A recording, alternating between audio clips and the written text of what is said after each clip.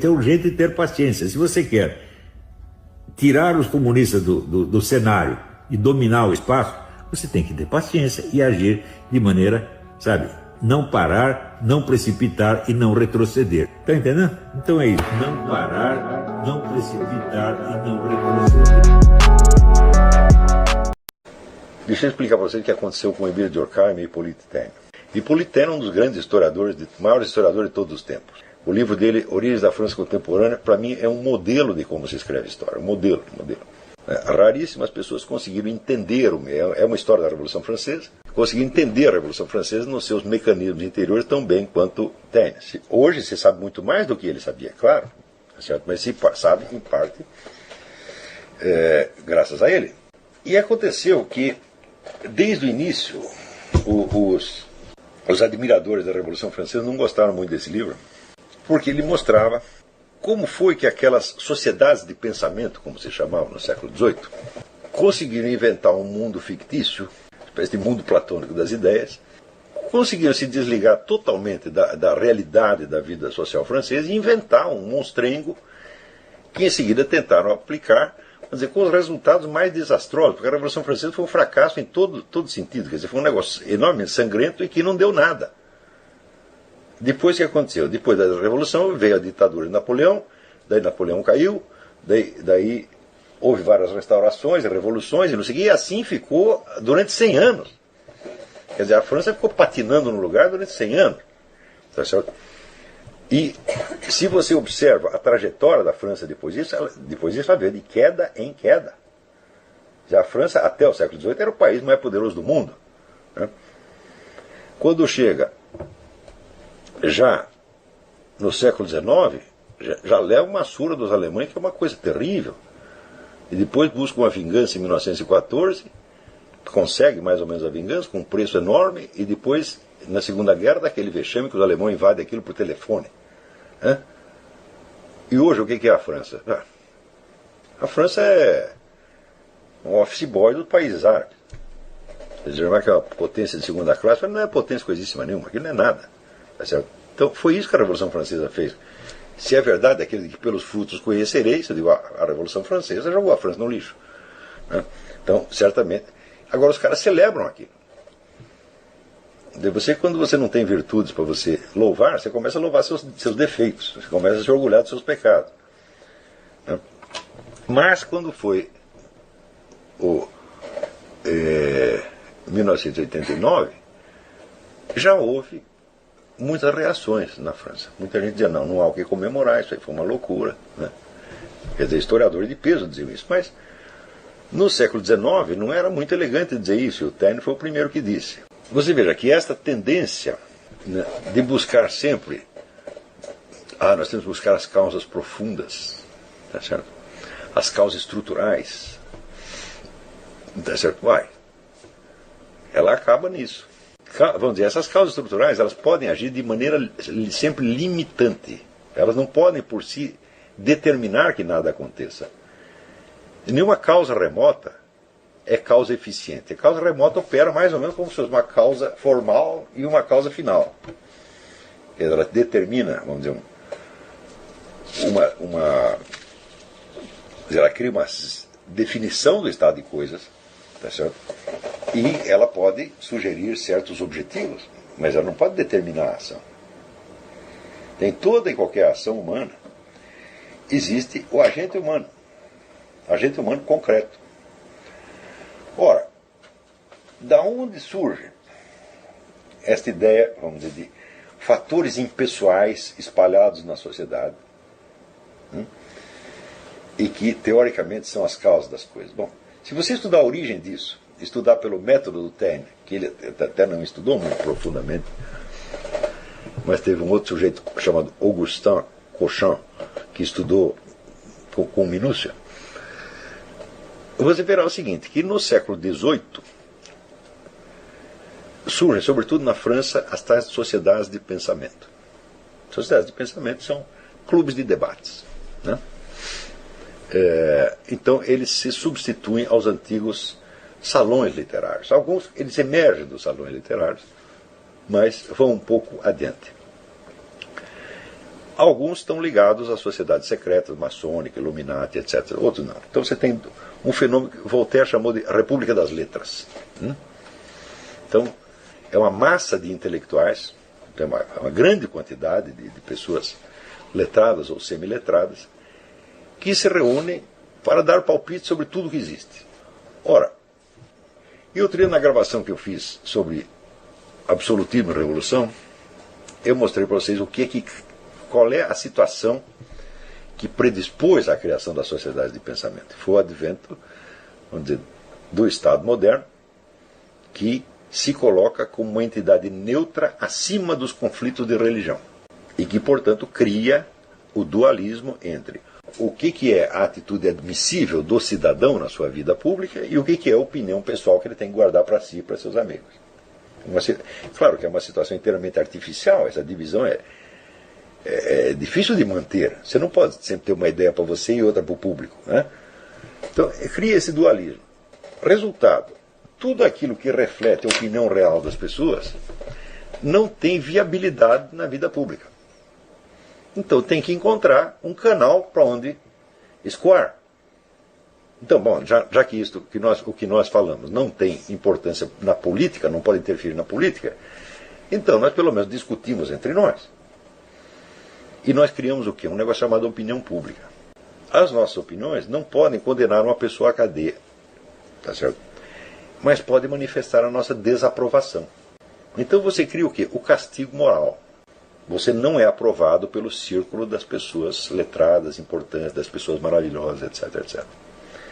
Esta sociedade de pensamento, ela surge primeiramente desta motivação, ou seja, de você criar.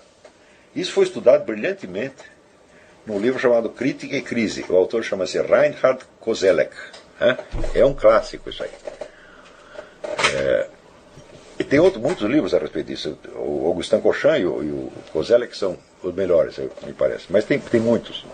Então, essas sociedades começam, em primeiro lugar, com o intuito muito compreensível de criar um espaço onde as opiniões pessoais pudessem escoar, pudessem voltar a ter alguma importância. Mas logo se convertem em algo mais. Elas se convertem em meios de destruir a própria política que as havia criado. Então, isso quer dizer que se a opinião majoritária não tem autoridade política, bom, ela pode se esforçar para ela própria se transformar em autoridade política. E isso é, evidentemente, uma das causas imediatas da Revolução Francesa. Quer dizer, a sociedade de pensamento, primeiro elas criam uma autoridade paralela, autoridade de ordem moral, que não pode mandar ninguém à cadeia e não tem poder político para exercer. Mas tem o poder moral, tem o poder cultural, e você pode fazer com que certas pessoas sejam mal vistas. Note bem, na metade do século XVIII, estas sociedades já tinham alcançado um poder tamanho, que elas tiravam da vida intelectual quem quer que elas quisessem.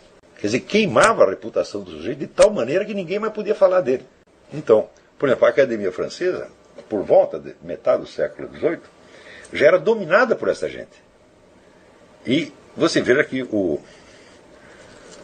próprio D'Alembert, que era o chefe da enciclopédia francesa, a enciclopédia de condensação das convicções das sociedades de pensamento, ele mesmo dizia, né, nós botamos qualquer mediocridade na Academia Francesa, desde que pense como nós.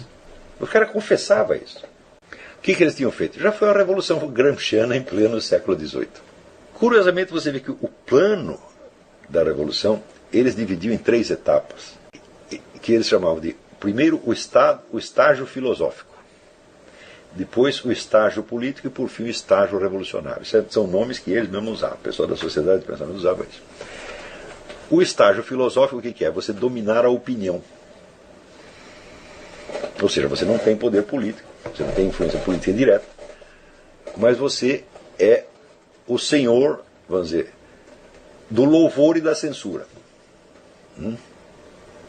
do prestígio e dos mecanismos de marginalização. Você cria ídolos, tá certo? E você condena pessoas ao ostracismo. Eles já tinham esse poder no meio do século XVIII, 40 anos antes da Revolução Francesa. Então o que era isso aí? Já era a Revolução Cultural. Você não está fazendo política. Muitas vezes, vamos dizer, você se recolhe, em alguns casos, algumas das sociedades de tipo maçônico, por exemplo, as suas atividades são tão discretas, tá certo? Que chegam a ser secretas, ninguém pode saber do que está se passando lá, tá certo? E ninguém sabe de onde veio a decisão de queimar a reputação de fulano, tá certo? De tornar fulano odioso, ninguém sabe de onde veio a decisão, mas ela veio dali, tá certo? Em outros casos, o processo de discussão era mais público, mas o resultado era sempre o mesmo. E havia milhares dessas sociedades na França, milhares. Então dominaram todo o panorama cultural da França durante o século XVIII, durante um século antes de passar ao que ele chamava estágio político. O estágio político é quando, vamos dizer, a sociedade de pensamento já tem a seu serviço partidos políticos, clubes, como eles chamavam na época, que hoje nós chamamos de ONGs.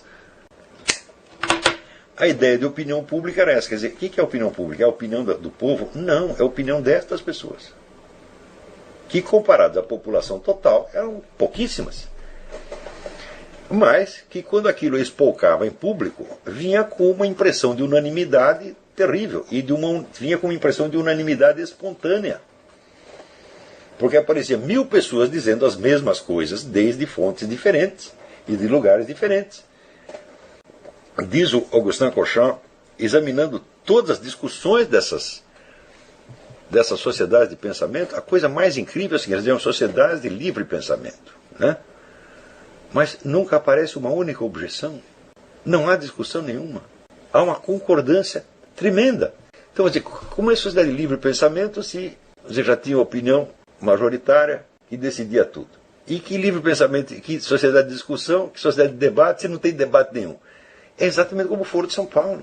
Existe uma sociedade de debate. Olha, eu li todas as atas do Foro de São Paulo. Eu não vi um único debate. Tudo é aprovado por unanimidade. Ué, se todos estão unânimes, vão debater o quê? As sociedades de pensamento do século XVIII funcionavam exatamente assim. Elas criaram esta impressão de forças anônimas, de uma unanimidade espontânea na sociedade. E, decorridos 100 anos, Emile Durkheim inventa uma ciência que vai tomar estas coisas como realidade e como seu verdadeiro objeto de estudo. Ou seja, é uma ciência inteira que nasceu errada. Claro que depois houve outros sociólogos que tentaram consertar isso e tal, mas a inspiração inicial da ciência foi uma empulhação, evidentemente. Durkheim não sabia que era uma empulhação, ele não tinha cabeça para isso, mas ele acreditou que essas coisas existem em si mesmas.